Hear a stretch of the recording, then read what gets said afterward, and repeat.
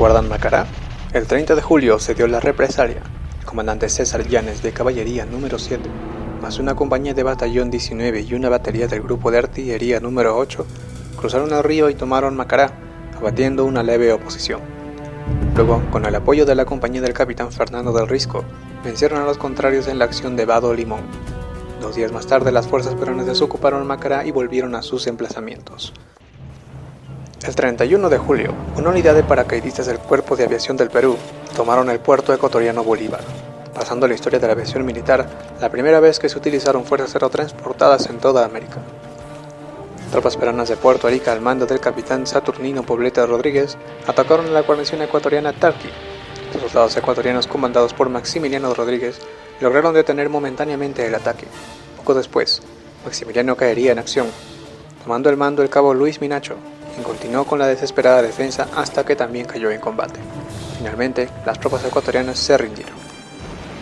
En Puerto Bolívar desembarcó también una sección de 20 hombres a cargo del teniente segundo Jesús Polar Valdivia, de la dotación del coronel Bolognesi, encontrando el puerto evacuado además de los 3 paracaidistas peruanos. Todo esto previo a la orden del cese de hostilidades emitida por el AGRUNOR, para ser efectiva a las 18 horas. El 1 y 2 de agosto, en la confluencia de los ríos Yaupi y Santiago, Ecuador estableció 2 pequeñas guarniciones, una situada sobre el río Santiago y otra sobre el río Yaupi, separadas por 2 kilómetros una de otra. Estaba aislada en medio de la selva sin poblaciones cercanas. El 1 de agosto había sido atacado el puesto de Yaupi. Según el parte del propio Ortiz, por no menos de 100 soldados peruanos armados con 8 ametralladoras. El 2 de agosto en Gapizún, a orillas del río Santiago, el puesto ecuatoriano de 10 soldados, comandado por el subteniente Hugo Ortiz Garcés, fue tomado por fuerzas peruanas. Ortiz se negó a rendirse y fue muerto por los soldados peruanos. Sus restos fueron trasladados a Quito en 1943.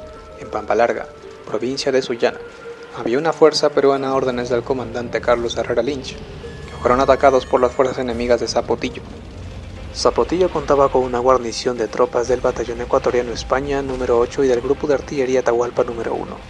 En la noche del 10 de agosto, las fuerzas ecuatorianas desataron fuego de fusilería, ametralladora y artillería hacia las posiciones peruanas.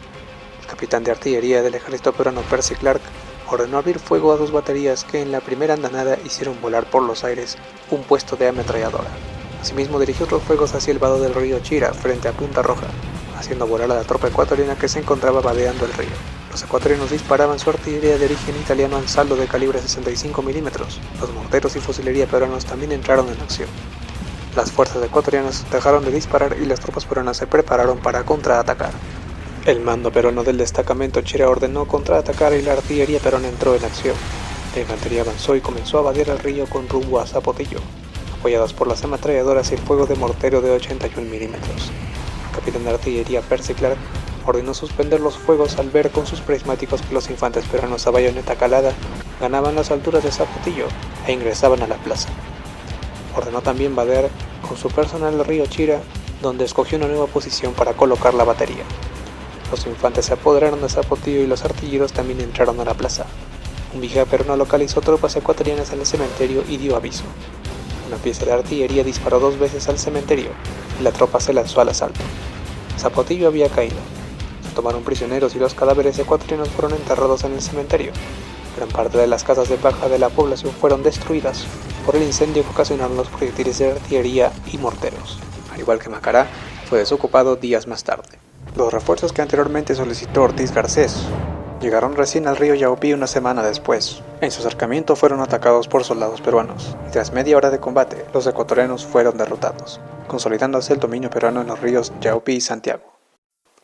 El mismo 11 de agosto aconteció el combate de Rocafuerte. La flota fluvial del Amazonas nos proporcionó valioso apoyo logístico a las operaciones del general de brigada Antonio Silva Santisteban, comandante de la 5ª División de Selva del Ejército del Perú. Esta guarnición, al mando del mayor Carlos Escalante, contaba con un efectivo de 200 soldados y algunas piezas de artillería. En el nororiente, Ecuador poseía 3 batallones de infantería y 4 puestos avanzados. Uno de estos puestos era el de Rocafuerte.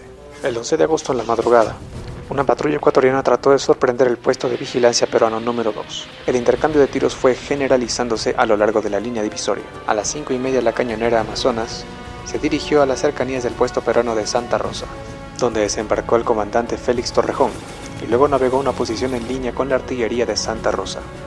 A las 7:15, la cañonera abrió fuegos al puesto ecuatoriano a una distancia variable entre 3.000 y 2.000 metros. A las 8:10 avanzaron las tropas peruanas del batallón número 27. Durante el ataque cae herido el sargento segundo Juan Peña Herrera. Rosa Panduro se vistió con el uniforme de su esposo y formó parte del ataque. Rosa Panduro sería posteriormente reconocida como heroína por el general Juan Velasco Alvarado. Los defensores de Rocafuerte se replegaron, a lo que la cañonera Amazonas embarcó tropas para perseguirlos. La guarnición de Rocafuerte había caído. Para fines de agosto, la aviación peruana había bombardeado las vías férreas y las estaciones del ferrocarril de la costa, por donde se exportaba el banano, la recientemente inaugurada vía panamericana, varios puentes de esta carretera, centrales eléctricas, comisariatos de la aduana, comisarías de los carabineros, las bases militares ubicadas entre Huaquillas, Loja y Guayaquil, las bases navales de la Armada de Ecuador en Puerto Bolívar y Guayaquil. Y con esto culminaríamos la segunda parte de la guerra contra Ecuador de 1941. Decidí dividirlo en dos partes, ya que uniendo la última tardaría mucho más tiempo en subir. En el próximo video arrancaremos directamente con la emboscada de Porotillo, Panupalí y los últimos eventos de la guerra peruano-ecuatoriana de 1941. Después de dicho video, como bien saben, tocará después el falso Paquicha y finalmente el conflicto del Cenepa, donde se pondrá fin a esta serie de videos. Muchas gracias por ver este video. Si deseas apoyarme para que pueda seguir subiendo este tipo de material, puedes hacerlo a través de Patreon. Sígueme en mis páginas de Facebook, donde desarrollo más proyectos aún.